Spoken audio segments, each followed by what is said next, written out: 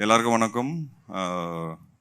லால் சலாம் படத்தோட audio launch ரொம்ப சந்தோஷமாக இருக்குது.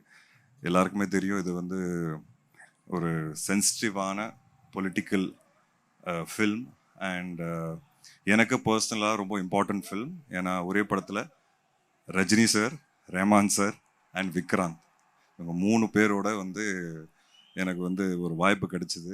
அண்ட் எஸ்பெஷலி ரஜினி சார் அவர் கூட ஒரு படத்தில் வந்து நடிக்கிறதே ஒரு கிஃப்ட்டு. பட் அவரோட ஒரு ஹீரோவாக நடிக்கிறதுங்கிறது எனக்கு தெரிஞ்சு எவ்வளோ பேருக்கு கிடைக்கும்னு தெரியாது. அந்த விதத்தில் I'm very lucky and I'm looking forward to the release. படம் ரிலீஸ் ஆகும்போது கண்டிப்பாக பேசப்படும்.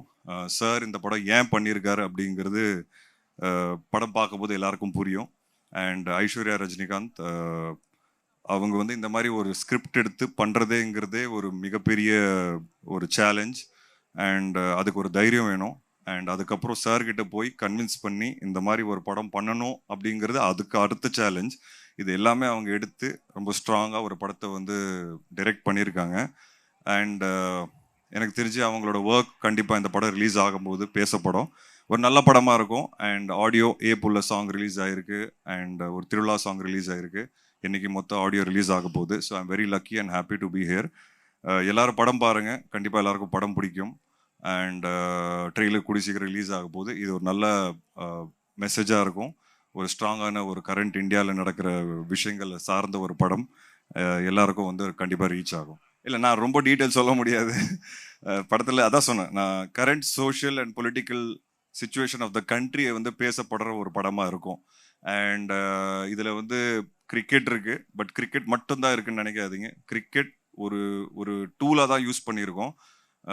அண்ட் இது இது ஒரு ஒரு விஷயத்த யோசிக்க வைக்கும், ஒரு விஷயத்த புரிய வைக்கும். அது என்னால் நிறைய சொல்ல முடியாது. பட் அது ஒரு ஸ்ட்ராங் மெசேஜ்க்கு ஒரு ஸ்ட்ராங் பர்சனாலிட்டி தேவைப்படும். அண்ட் அப்போதான் அது ரீச் ஆகும். அந்த விதத்தில் எங்களுக்கு தலைவருக்கு ஓட பெட்டரான ஒரு ஸ்ட்ராங் பர்சனாலிட்டி எனக்கு தெரிஞ்சு இந்தியாவில் யாருமே இல்லை. அந்த விதத்தில் very lucky to have got Thalaivar for Lal Salaam. அவர் ஒத்துக்குனதே ஒரு பெரிய விஷயம். அண்ட் கண்டிப்பாக நீங்கள் எல்லாரும் பார்த்து அதை அப்ரிஷியேட் பண்ணுவீங்க. கிரிக்கெட் தான் என் லைஃப். கிட்டத்தட்ட 15 வருஷம், 12 13 வருஷம் ஆடி இருக்கேன். கிரிக்கெட்னால நிறைய நல்ல விஷயங்கள் நடந்திருக்கு. ஜீவா, என்னால் வந்து ஒரு வெண்ணிலா கபடி குழு படத்தில் வந்து ஒரு ஸ்போர்ட்ஸ் மேனாக தான் பண்ணதுக்கு காரணமே நான் ஒரு கிரிக்கெட்டருங்கிறது தான். அதுக்கப்புறம் சிசிஎல்ல நிறைய விளையாடணும், ஃப்ரெண்ட்ஸ் ஆனோம்.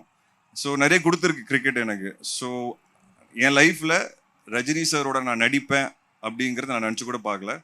ஒரு ஹீரோவாக நடிப்பேன் அப்படிங்கிறது எனக்கு கனவுல கூட வரல. அது உண்மையாகவே ஃபர்ஸ்ட் டைம் கமிட் ஆகும்போது எனக்கு ஒரு நிமிஷம் புரியல. என்ன ரஜினி சார் இவ்வளோ நேரம் நம்ம படத்தில் பண்ண போகிறாரா அப்படிங்கிறது எனக்கு பயங்கர எக்ஸைட்மெண்ட்டு.